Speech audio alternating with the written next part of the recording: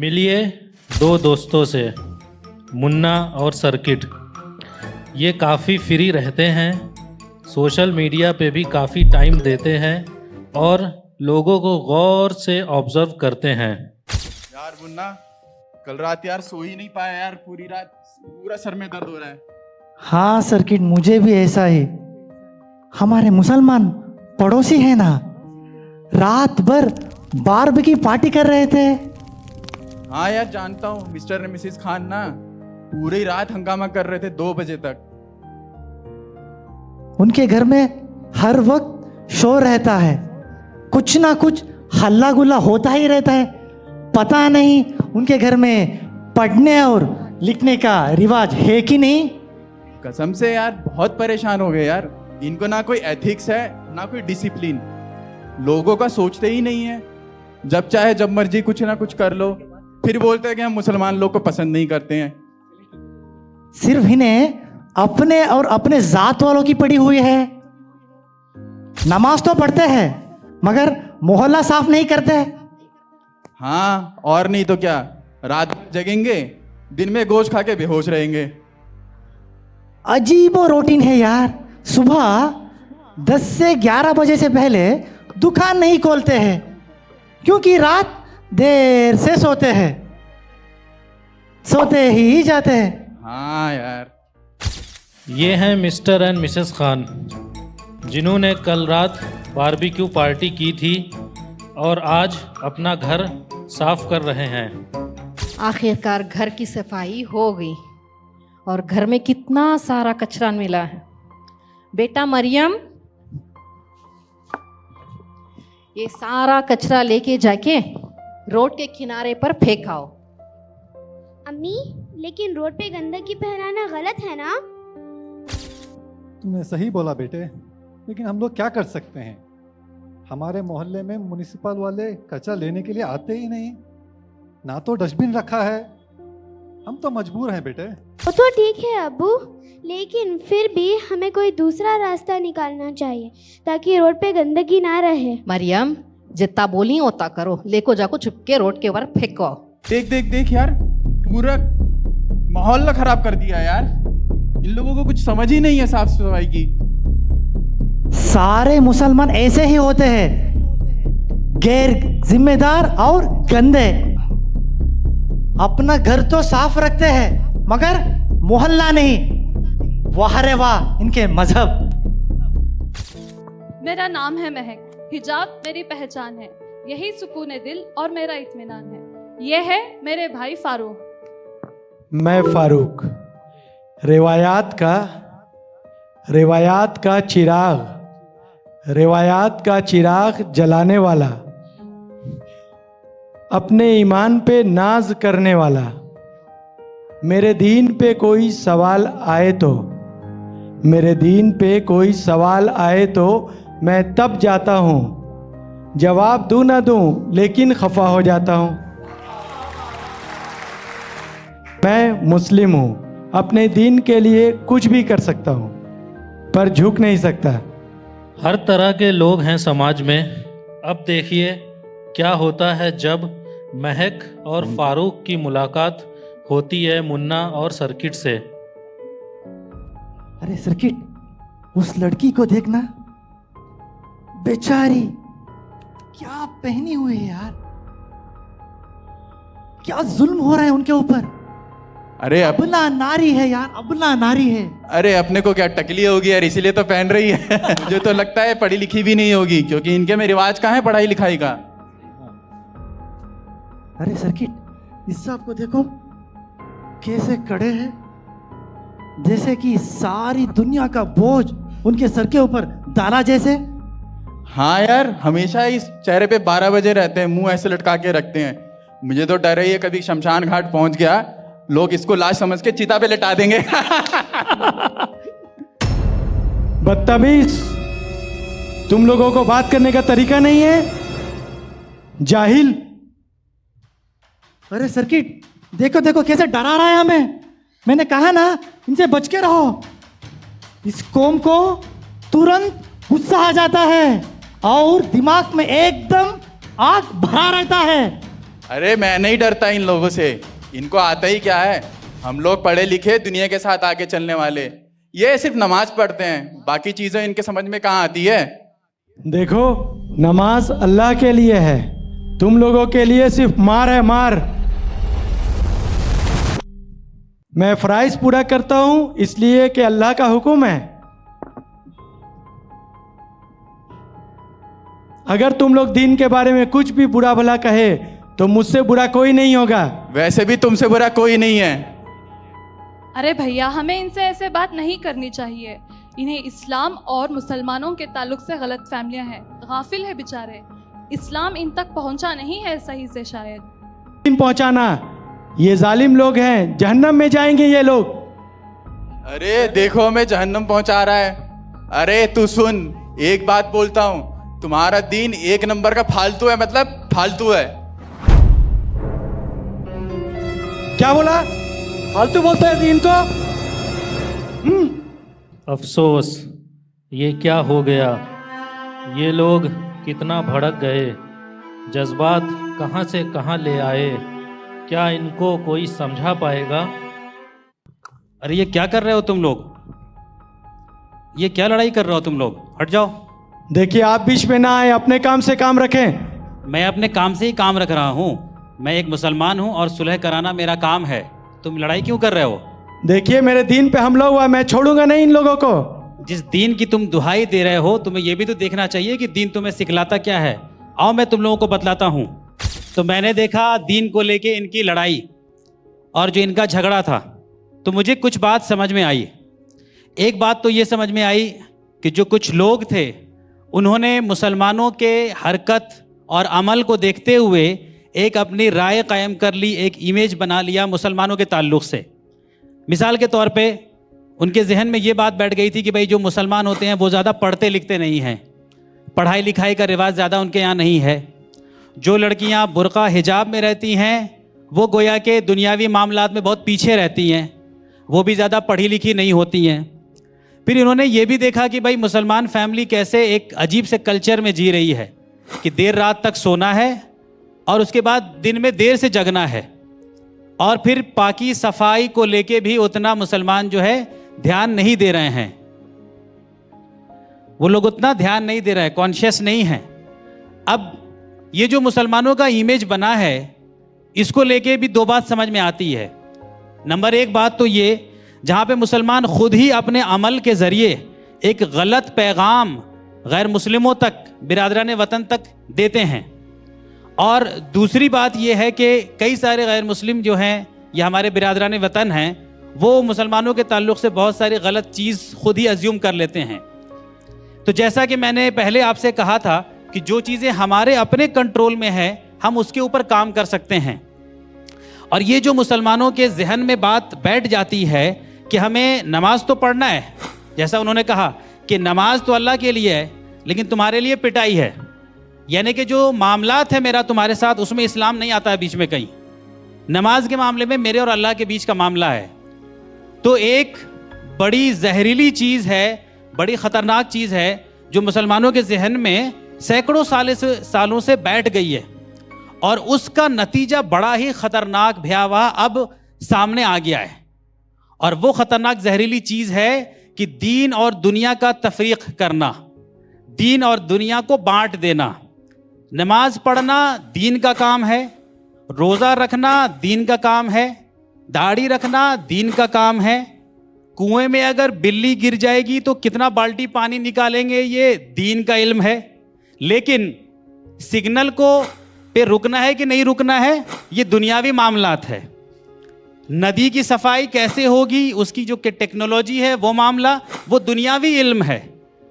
हमें अपने माशरे की सफाई, अपने मोहल्ले की सफाई रखनी है, ये दुनियावी मामला है, जिसका नतीजा इतना ख़तरनाक हुआ है कि अभी गैर मुस्लिमों के नज़दीक ये एक इम्प्रेशन बना हुआ है कि भाई ये मुसलमान जो है ना बड़े रिजिड होते हैं अपने ट्रेडिशनल चीज़ों में। नमाज से तो कॉम्प्रोमाइज़ नहीं करेंगे, हुलिया से तो कॉम्प्रोमाइज़ नहीं करेंगे, लेकिन जो मामलात हैं यहाँ के, जो रूल्स रेगुलेशंस हैं, उसके मामले में जो है उनको दे डोंट केयर। तो यहाँ पे गलती असल में हमारी है कि हमने क्या किया, पहले इल्म को ही बांट दिया, नॉलेज को ही बांट दिया कि साहब ये दीन का इल्म है, ये दुनिया का इल्म है। कि साहब अगर आप किसी को हाफिज बनाओगे, मुहद्दिस बनाओगे, कारी बनाओगे तो आप दीन के एतबार से काम कर रहे हो। लेकिन आपने किसी को अगर इंजीनियर बनाया, डॉक्टर बनाया, एंटरप्रेन्योर बनाया, बिजनेसमैन बनाया तो वो आपने दुनिया के एतबार से उसको मजबूत किया। जबकि ये दीनी इल्म और दुनियावी इल्म की तफरीक कहीं भी इस्लाम हमें नहीं सिखाता है, ना ही कुरान ने सिखाया, ना ही अल्लाह के रसूल ने सिखाया। और इस तफरीक, इस डिफ्रेंशिएशन के वजह से हम लोगों के जहन में बहुत सारी ऐसी बात बैठ गई है जिसका हमें ख्याल भी नहीं रहता है। तो एक आदमी कुर्ता पजामा टोपी दाढ़ी पहन करके जब जाता रहता है नमाज पढ़ने के लिए मस्जिद, और सिग्नल होता है तो वो सिग्नल को बिना केयर किए हुए उसको तोड़ते हुए निकल जाता है। क्यों? क्योंकि उसको लगता है ये तो दुनियावी मामला है, ये तो दुनिया का रूल रेगुलेशन है, मैं तो नमाज पढ़ने के लिए जा रहा हूँ। तो सिग्नल को फॉलो करना ये कोई ज़रूरी चीज़ नहीं है। और इससे कितना ख़राब इंप्रेशन जाता है बिरादरान वतन के नज़दीक, ये आप सोच सकते हैं। तो ये जो डिफ्रेंशिएशन हुआ ये खा गया हम इस कम्युनिटी को। इससे के नतीजे में क्या हुआ कि हम एक प्रोडक्टिव मुस्लिम नहीं बन पाए, या ये कम्युनिटी बहुत प्रोडक्टिव नहीं बन पाई। ये 20% 15% की आबादी वाली कम्युनिटी जो एक रिवोल्यूशन ला सकती थी, बहुत काम कर सकती थी, आज सबसे ज़्यादा हेल्पलेस, सबसे ज़्यादा होपलेस कम्युनिटी बन के रह गई है हमारे कंट्री के अंदर। क्यों? क्योंकि हमने क्या किया है, तब तकसीम कर दिया है दीनी इल्म दुनियावी इल्म। ये दीन का काम है, ये दुनिया का काम है। भाई इस्लाम ने कभी भी दीन को दुनिया के मुकाबले रखा ही नहीं है। बहुत अहम बात है, नहीं सुना है तो फिर से ध्यान से सुन लीजिए। इस्लाम ने कभी भी दीन को दुनिया के मुकाबले में नहीं रखा है, बल्कि हमेशा दुनिया को आखिरत के मुकाबले में रखा है। दुनिया को किसके मुकाबले रखा है? आखिरत में। जब तक आपकी सांस चलेगी तब तक आपको दुनिया में ही रहना है, और दीन पे अमल भी आपको दुनिया के अंदर ही करना है। कोई मरने के बाद करेगा क्या दुनिया दीन पे अमल, कि मरने से पहले करना है? तो इसी दुनिया में रहते रहते अमल करना है। तो आप साइंटिस्ट बनाए, इंजीनियर बनाए, डॉक्टर बनाए, बिजनेसमैन बनाए, एज लॉन्ग एज वो अमर बिल मारूफ कर रहा है, ईमान पे है, नही अनिल मुनकर कर रहा है, तब तक वो इस्लाम पे है और सही काम कर रहा है। तो ये जो डिफ्रेंशिएशन हो गया इसने हमारा बड़ा नुकसान कर दिया, और हम एक बड़ी नॉन प्रोडक्टिव कम्युनिटी बन के रह गए। मस्जिदों के बाहर आज भी फ़कीर मुसलमान खड़े हुए हैं लाइन लगा करके, और हमसे इतना तक नहीं हो पाया कि हमने इस फ़कीरी का सिस्टम को ख़त्म कर दिया हो। मस्जिदों के बाहर फ़कीर भरे पड़े हुए हैं, कम्युनिटी हेल्पलेस बेबस बनी हुई है, और फिर कंप्लेन भी है, शिकायत भी है कि साहब हमारे साथ बायस होता है, हमारे साथ डिस्क्रिमिनेशन होता है, वो कानून हमारा सपोर्ट नहीं करता है। सही बात है, गलत नहीं है, लेकिन उसका एक दूसरा पहलू भी तो है। आज कानून में जो जज बना है, जो वकील बना है, वो हम नहीं बने हुए हैं, क्योंकि हमको लगा कि ये तो दुनिया की पढ़ाई है साहब, इसमें हमें जाके क्या फ़ायदा। आज जो लॉ बना रहे हैं, रूल बना रहे हैं, उसमें हम नहीं हैं। एडमिनिस्ट्रेशन में जो हैं वो हम नहीं हैं, क्योंकि हमने सोचा कि ये तो दुनिया की चीज़ें हैं। अब थोड़ी सी बेदारी आ रही है तो अब जाके मुसलमान इस डायरेक्शन में काम कर रहे हैं, वरना ओवरऑल हमारी साइकी जो है वैसे ही बन गई है। देखिए मैं आपको 2-4 एग्जाम्पल देता हूँ, आप गौर कीजिएगा उसके बारे में कि कैसे हम एक नॉन प्रोडक्टिव और इमोशनली चार्ज कम्युनिटी बस बने हुए हैं, इमोशनली कंट्रोल नहीं बने हुए हैं। यानी कि आप प्रोफेशनल मुस्लिम बनने के लिए, एक अच्छा मुस्लिम बनने के लिए आपके फेल और कॉल में जो है रब्त होना चाहिए, यानी आपके एक्शन एंड आपके वर्ड्स में सिंक होना चाहिए। आज हम लोग एक मुसलमान लोगों के पास झूठ बोलने का एक बड़ा आसान हथियार, बड़ा आसान टूल है, और वो टूल क्या है? इंशाअल्लाह। सबसे आसान तरीका झूठ बोलने का। आप आ रहे हैं प्रोग्राम में कल? इंशाअल्लाह आता हूं। वो इंशाअल्लाह देखते ही मैं समझ जाता हूं कि आंधी प्रोग्राम में नहीं आएगा, और ऐसा ही होता है, वो नहीं आता है। भाई कल आप पहुंच रहे हैं वहां पे 5 बजे, एक इज्तिमा है, हाँ इंशाअल्लाह आता हूं। अच्छा, जिसको सच में आना होता है वो बोलता है हाँ पक्का मैं आ रहा हूं, पहुंच रहा हूं, इंशाअल्लाह मैं कल वहां पे रहूंगा, मौजूद रहूंगा। और जिसको मना करना होता है वो सोचता है कि मैं डायरेक्टली मना कर दूंगा तो वो बुरा लग जाएगा उसको। एक काम करो, चलो अल्लाह के ऊपर डाल दो, इंशाअल्लाह कह दो कि अल्लाह की मर्जी है, अब अल्लाह जाने वो जाने, मैं अपना साइड से हट गया। भाई ये अपने आप को आप सिर्फ बेवकूफ़ बना रहे हैं, या फिर आपने इंशाअल्लाह का मतलब नहीं समझा है। और नॉन प्रोडक्टिव कम्युनिटी बने हुए हम लोग सब, इंशाअल्लाह का कैमोफ्लेज ले करके झूठ पे झूठ बोले जा रहे हैं। तबलीगी जमात वाले गश्त में निकलते हैं, गश्त में निकले, जो लोग रास्ते में मिले उनसे कहा कि चलिए मस्जिद में कुछ बात चल रही है, मस्जिद पहुंचिए, जी इंशाअल्लाह आता हूं। अब जो भी जेंट्स को तजुर्बा है आप जानते हैं, इनमें से 99, मैं तो कह रहा हूं 100% कोई नहीं आता है, जब तक कि आप ज़बरदस्ती किसी को हाथ पकड़ के नहीं ले जाइए। नौजवान को आपने पकड़ लिया, वो नौजवान बेचारा पकड़ा गया, भागने की कोशिश कर रहा था, नहीं भाग पाया, अब बच गया, पकड़ा गया, देखिए 3-4 जमाती लोग आ गए, चलो भाई मस्जिद में बात चल रही है दीन की, जी इंशाल्लाह आता हूँ। वो इंशाल्लाह ऐसा है कि हम लोगों ने ये समझा है कि इंशाल्लाह का मतलब ये हुआ कि अगर अल्लाह चाहेगा तो चूंकि मैं कल नहीं पहुंच पाया किसी भी रीजन से, तो अल्लाह इज टू बी ब्लेम्ड, मेरी कोई गलती नहीं है। राइट है या रॉन्ग है ये बताइए? हम लोग झूठ बोलते हैं या नहीं बोलते इंशाल्लाह का सहारा लेके? जब हमें कोई काम नहीं करना होता है तो instead of directly saying that I will not be able to come, हम ये कहते हैं कि नहीं कहते हैं कि हाँ इंशाल्लाह आऊँगा। मैंने इस प्रोग्राम को के ताल्लुक से जो बहुत सारे लोगों को इनवाइट किया, तो कुछ लोगों का जिसका भी इंशाल्लाह आया, उनमें से कोई नहीं आया प्रोग्राम में, उनमें से कोई नहीं आया, और मुझे मालूम था वो नहीं आएंगे, बिकॉज मुझे मालूम है कि इंशाल्लाह एक झूठ का तरीका है। एक बात बताइए, आप में से जो कोई भी वर्किंग है, मैं एक सवाल करना चाहता हूं, जो कोई भी किसी भी कॉरपोरेट में, किसी कंपनी में, किसी फैक्ट्री में, कहीं भी काम करते हैं, जब आपका बॉस, आपका मैनेजर कोई काम देता है और वो काम आपको लगता है कि शायद आपसे नहीं हो पाएगा, तो आप लोग क्या उसको बोलते हैं कि इंशाल्लाह मैं करूंगा? कोई बोलता है कि इंशाल्लाह मैं करूंगा मैनेजर को? नहीं बोलते हैं। आप वहां पे बहुत प्रोफेशनल रहते हैं, आप वहां पे रीजन बता देते हैं कि I will not be able to take this work, या फिर I can not deliver by tomorrow. जो भी आप साफ गोई से काम लेते हैं, तो वो साफ गोई हमारी अपनी समाजी जिंदगी में क्यों नहीं रहती है? ये साफ गोई क्यों नहीं है हमारे अपनी जिंदगी में, अपने रिश्तेदारों में? तो ये हम क्यों झूठ का सहारा ले रहे हैं? अभी आप में से कोई सोचेगा कि अरे भाई कुरान में कहा गया है सूरह कहफ के अंदर कि अल्लाह के रसूल को कि जब भी कोई काम का इरादा करो तो इंशाअल्लाह बोलो, कहा गया है सूरह कहफ की आयत नंबर 24 में। लेकिन उसका मतलब क्या है? देखिए, इसको आसान तरीके से समझिए। दुनिया में कोई भी इवेंट के होने के लिए, किसी भी चीज के होने के लिए 3 कंपोनेंट होता है, 3 चीजें रहती हैं, 3 पैरामीटर होता है। एक, things with in my control, मेरे कंट्रोल में जो चीज है वो, ठीक है। दूसरी चीज होती है things not in my control but in control of someone else या अदर्स। और तीसरी चीज है जिसको मैं कह रहा हूं रूहानी दुनिया या हमारे मटेरियल वर्ल्ड से बाहर की चीज, जहां पे प्योरली अल्लाह का विल, अल्लाह की मईशत काम करती है, यानी इसके बारे में मुझे नहीं मालूम। तो जब आप इंशाअल्लाह कहना चाहते हैं तो प्लीज तभी आप कहिए जब आपका अपना 100% इरादा हो और कोशिश हो, तब आप इंशाअल्लाह बोलिए। मुझे मान लीजिए किसी ने बुलाया कल के आ जाओ क्रिकेट खेलना है सैटरडे को, यासीन भाई ने बुलाया, अगर मेरा मन नहीं है खेलने का तो मुझे उनको ये नहीं बोलना चाहिए कि मैं इंशाअल्लाह आऊँगा, क्योंकि मैं झूठ बोल रहा हूँ। मैं बोलूँगा यासीन भाई मैं नहीं आ पाऊँगा क्योंकि मुझे सुबह बैडमिंटन खेलना है, तो बैडमिंटन का टाइम क्लैश हुएगा तो मैं क्रिकेट नहीं खेल सकता हूँ। तो वो मुझे साफ गोई से कहना है। फ़र्ज़ कीजिए कि मुझे खेलना है, मैंने इरादा भी किया और मैं उनसे कह दूँ कि हाँ मैं इंशाअल्लाह आ रहा हूँ, मेरा इरादा था, मैं निकला, लेकिन रास्ते में कुछ ऐसा हो गया जो मेरे कंट्रोल में नहीं थी चीज़ें। किसी दोस्त के एक्सीडेंट की खबर आ गई, कोई और खबर आ गई, तो मुझे लौटना पड़ गया। तो यहाँ पे मैं सेफ साइड हूँ, समझ रहे हैं? मेरा इरादा था, मेरी कोशिश थी, तब मैंने इंशाअल्लाह बोला। बिना इरादा, बिना कोशिश के इंशाअल्लाह बोलना, आप अल्लाह के ऊपर झूठ लगा रहे हैं। तो ये प्रोफेशनल जो वर्ल्ड है, जो कॉरपोरेट वर्ल्ड है, वहाँ की जो अच्छी अच्छी चीज़ें होती हैं, आप उसको सीख करके अपने ज़ाती ज़िंदगी में लगा सकते हैं। हमारी कौम ऐसी है कि प्रोडक्टिव होने के बजाय अल्हम्दुलिल्लाह, माशाअल्लाह, अल्लाहु अकबर, सुभान अल्लाह, इंशाअल्लाह, इसी पे चल रही है।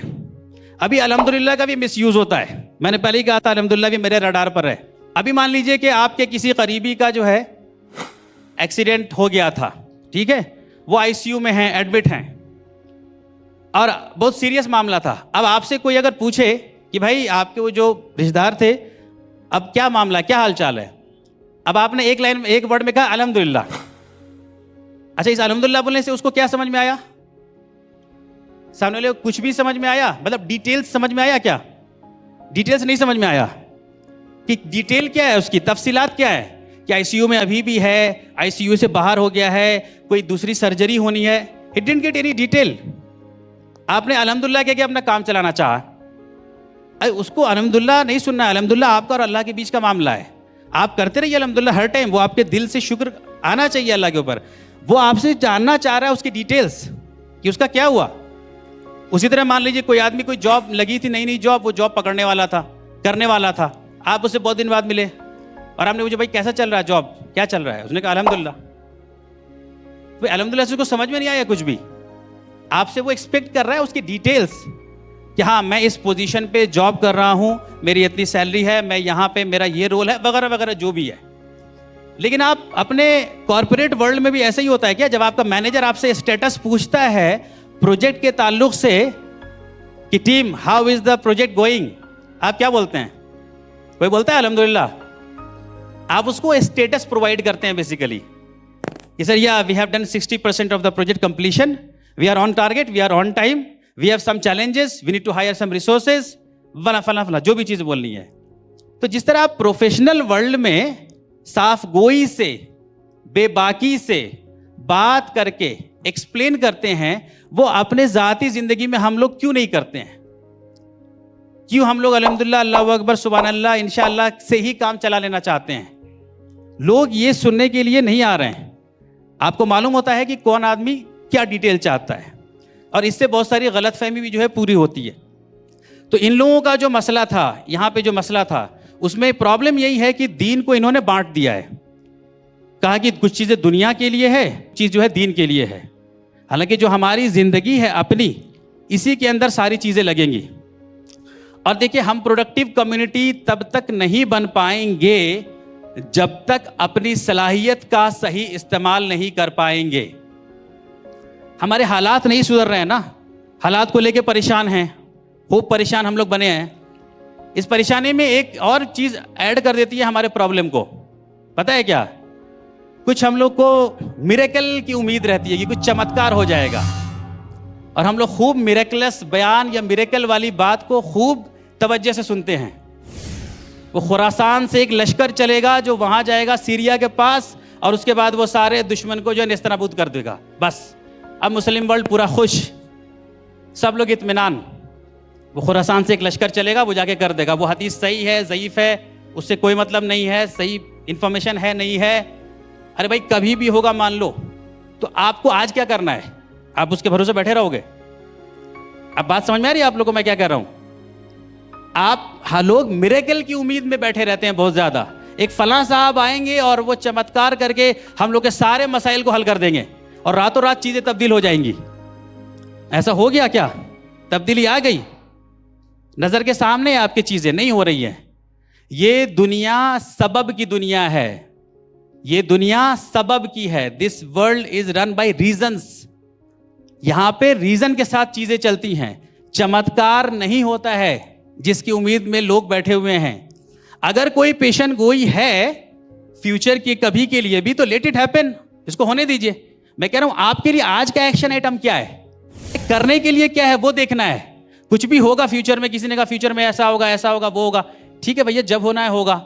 ये बात आज से, जब 1948 में फिलिस्तीन को तोड़ा गया तब भी ये लोग उसी उम्मीद में रहे होंगे उस टाइम में, राइट? 6 डेज वॉर हुआ, उस टाइम में भी लोग उस उम्मीद में रहे होंगे। उससे पहले भी जब जब जवाल परेशानी आई होगी, जब मंगोलियों चंगेज खां का हमला हुआ होगा, तब भी लोग उसी उम्मीद में रहे होंगे। तो लोगों की उम्मीदें तो चली आ रही है सैकड़ों सालों से। आपको और हमें देखना है कि हमारे लिए एक्शन आइटम क्या है, करने के लिए क्या है। तो वो करने के लिए एक्शन आइटम अल्लाह पाक ने कुरान में बताया है, सूरह राद की आयत नंबर 11 में। किसी कौम की हालत तब तक नहीं बदलती जब तक वो लोग खुद अपनी साइकी, अपनी नफ्सियात, अपने सोचने के तरीके को ना बदलें। जब तक हम अपने थॉट प्रोसेस को नहीं बदलेंगे, आप मिरेकल की उम्मीद करते रहिए, आप किसी चमत्कार की उम्मीद करते रहिए, मौजज़े की उम्मीद करते रहिए। I don't think it is going to help us. Allah पाक कह रहा है कि फॉर्मूला यह है कि तुम अपने साइकी को बदलो, सोचने के तरीके को बदलो, प्रोडक्टिव बनो, तब फिर अल्लाह की मदद आएगी, या फिर तब अल्लाह पाक जो है उस कौम की मदद करेगा। लेकिन अनफॉर्चुनेटली हम लोग नहीं हैं वैसे प्रोडक्टिव, क्योंकि हमारी सलाहियत पूरी लग पाए किसी चीज़ में, उसके लिए कई सारे हिंड्रेंसेस बन गए हैं। सोच कि अच्छा वो किस्मत में जब लिखा हुआ है तब तो होगा ही, फिर होगा, चलो ठीक है, जब होना है होगा, चलो आराम से लेट जाते, तब तक सोते हैं बिरयानी वानी खा के। वो जोड़ा तो लिखा हुआ है आसमान में बन जाएगा, तो फिर कोई ज़रूरत नहीं है जोड़ा वोड़ा ढूंढने की। किसी बाप को लड़की के कोई मेहनत करने की ज़रूरत नहीं है कि रिश्ता उश्ता ढूंढे, चुपचाप आराम से बैठा रहे। एक दिन होगा रात में आसमान से अचानक से एक रोशनी आएगी और बोलेगा देखो तुम्हारी बेटी का जोड़ा फला जगह लिखा हुआ है, तो हो जाएगा। तुम जितना भी कोशिश कर लो नहीं होगा। जिस वक्त तब तय है, मुतय्यन है, चीज़ें तय होंगी, उसी टाइम में हो जाएगी। अच्छा, जो कौमें इस फिलॉसफी को नहीं मानती है उन कौमों का क्या मामला है देखिए आप, चाहे वो ज्यूज हों, चाहे वो वेस्टर्नर्स हों, अमेरिकन हों, इजरायली हों, जो इस चीज़ को नहीं मानते, वो ये मानते हैं कि साहब हमें कोशिश करनी है, जो ये मानते हैं कि हमें कोशिश करनी है तो हमें रिजल्ट मिलेगा, तो वो कोशिश करते हैं और उन्हें रिजल्ट मिलता है। और रिजल्ट उनको इसलिए मिलता है क्योंकि वो अल्लाह के बनाए हुए कानून जो हैं, जो लॉज हैं, उसी के ऊपर मेहनत कर रहा है।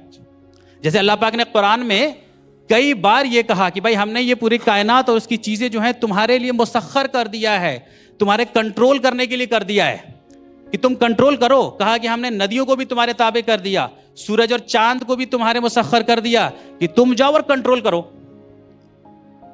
और हमने जो है बस इतना ही देखा कि हाँ ये चीज़ें बनी हुई हैं, हम उस पर आगे नहीं गए, उस पर गौर व फिक्र नहीं किए, उस पर कंट्रोल नहीं किए। तो आज क्या हुआ, आज दूसरे लोग कंट्रोल कर लिए।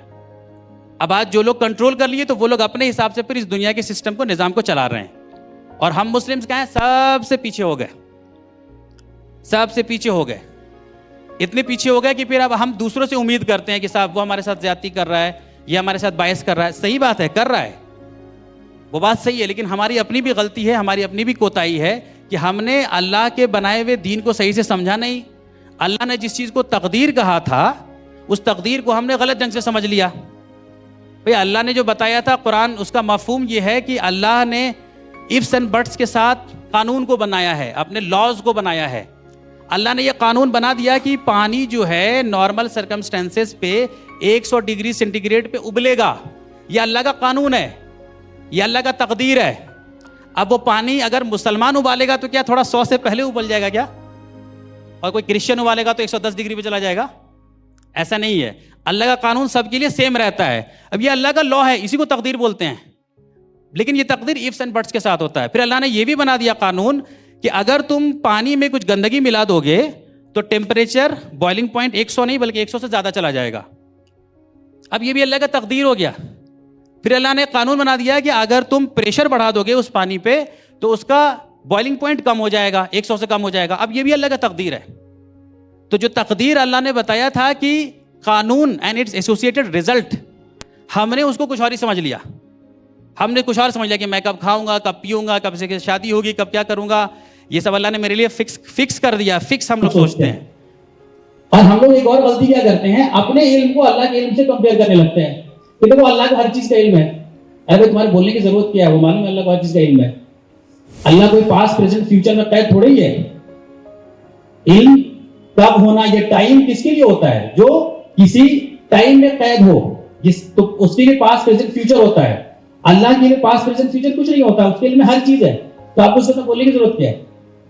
आपको समझने की जरूरत यह है कि अल्लाह का कानून क्या है, किस कानून पे ये दुनिया चलती है, किस कानून पे ये यूनिवर्स चलती है, उसको पता करना और उसके बाद उसके हिसाब से अपने अमल को करना।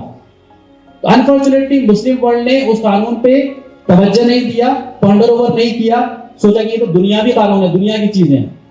कुरान बात कर रहा है इन्ना फी खल्क़िस समावाति वल अर्द वख्तिलाफ़ि वल लैलि वन नहार, ये जमीन और आसमान की तख्लीक में, दिन और रात के आने में, ये हवाओं के चलने में, ये जानवरों के रेंगने में, इन सब चीजों में हमने निशानियां रख दी हैं। लायातिन लिक़ौमिन याक़िलून, इसमें निशानियां हैं उसके लिए जो अकल का इस्तेमाल करेगा। इसमें निशानियां ये नहीं कहा इसमें निशानियां हैं मुसलमानों के लिए, इसमें निशानियां उनके लिए जो अकल का इस्तेमाल करेंगे, गौर व फिक्र करेंगे। तो अनफॉर्चुनेटली ये गौर व फिक्र हम लोग के यहाँ से मिस हो गया और दूसरी कौम के लोगों ने इस गौर व फिक्र को पकड़ा विदाउट बिलीविंग इन अल्लाह। वो अल्लाह में यकीन नहीं करते हैं लेकिन अल्लाह के कानून में यकीन रखते हैं। हम लोग बोलते हैं कि हम अल्लाह में यकीन रखते हैं लेकिन अल्लाह के कानून में हम लोग यकीन नहीं रखते हैं। थ्योरेटिकली बोलते हैं, प्रैक्टिकली यकीन नहीं रखते हैं, जिससे क्या हो गया, दीन अलग दुनिया अलग, दो अलग अलग चीज़ें। तो जब तक ये थॉट प्रोसेस, ये मेंटेलिटी चेंज नहीं होगी तब तक हम खसारे में रहेंगे। और आखिरी इंपॉर्टेंट बात यह है कि जब भी दीन के खिलाफ कोई बात कही जाए, दीन के अगेंस्ट बात कही जाए, तो जैसे मैंने कहा क्या करना है, हमें इमोशनली चार्ज होना है। क्या होना है? इमोशनली कंट्रोल्ड होना है। हमारे जज्बात हमारे कंट्रोल में हो, उसके बाद रिस्पॉन्ड करना है। हमने मैसेज डिलीवर नहीं किया, पैगाम डिलीवर नहीं किया तो हमारे बिरादरान वतन के अंदर बहुत सारी गलतफहमी आ गई, बहुत सारे नफरत आ गए। तो उसको कम करने का काम किसको करना है? फिर हमें करना है। तो जो फारूक भाई थे, फारूक भाई अच्छे मुस्लिम थे कुछ हद तक, बट बड़े जज्बाती इमोशनली चार्ज मुस्लिम थे जो फौरन मार पिटाई में यकीन रखते हैं। वो मारने पीटने के लिए आगे आ रहे थे। उनकी बहन महक जो थी वो समझदार थी, वो ये समझ रही थी कि भाई ये लोग जो हैं गाफिल हैं, इनको गफलत है, इन तक इस्लाम नहीं पहुंचा है। और ये जो दूसरे लोग थे जो क्रिटिसाइज कर रहे थे इस्लाम को, उनको भी ये समझना चाहिए और फाइंड आउट करना चाहिए कि भाई दीन है क्या, इस्लाम है क्या, मरने के बाद क्या होगा, आखिरत की ज़िंदगी क्या है, हर किसी को मरने के बाद अल्लाह का हिसाब किताब करना है। तो उनके भी ये समझने की चीज़ है। तो मैं उम्मीद करता हूँ कि आप लोगों को जो है अब कुछ बात समझ में आई होगी। जी बात समझ में तो आ गई। मैं कितना जज्बाती और गुस्से वाला था, अल्लाह मुझे माफ़ फरमाए। इंशाअल्लाह अब मैं कुरान के फ़हम को समझकर उस पर अमल करूँगा। और ये जो आज मिसअंडरस्टैंडिंग है, दिलों में नफ़रत होती है, उसकी एक बहुत बड़ी वजह ये भी है कि हम दीन के सही मैसेज को अपने बिरादरान वतन और अपने आसपास के लोगों तक नहीं पहुंचाते। तो इंशाअल्लाह हम सब इरादा करें कि आज से दीन के सही मैसेज को लोगों तक पहुंचाएंगे इंशाअल्लाह। और हम सब लेट ना करें इसमें, क्योंकि हमारी ज़िंदगी एक पिघलते हुए बर्फ़ की तरह ज़िंदगी है। ये ज़िंदगी बहुत तेज़ी से कट रही है। तो इंशाअल्लाह इरादा करें कि आज से ही इस पे अमल करेंगे। हमने बहुत गलती की मुसलमानों को समझने में। हमें खुद ही पता नहीं हमारे मज़हब क्या बोलता है। हम सिर्फ चंद मुसलमानों को देखकर ये समझ के बैठे थे ये दीन ऐसा बोलता है। मैं अभी सिंसियरली इस्लाम को स्टडी करूँगा, उसके ऊपर गौर फिक्र करूँगा। मैं भी आगे से इस्लाम को, धर्म को सही से समझने की कोशिश करूँगा। भड़काऊ पोस्ट और मीडिया से दूर रहूँगा और गाली गलौच और नफरत फैलाने की कोशिश नहीं करूँगा, क्योंकि एट द एंड मुझे भी ऊपर वाले को मुंह दिखाना है। ये मेरे लिए भी बहुत बड़ा सबक है। जब मैं दीन को समझकर अमल करूंगी, तभी तो मैं हज़ारों लोगों तक सही से इस्लाम पहुंचा सकूंगी।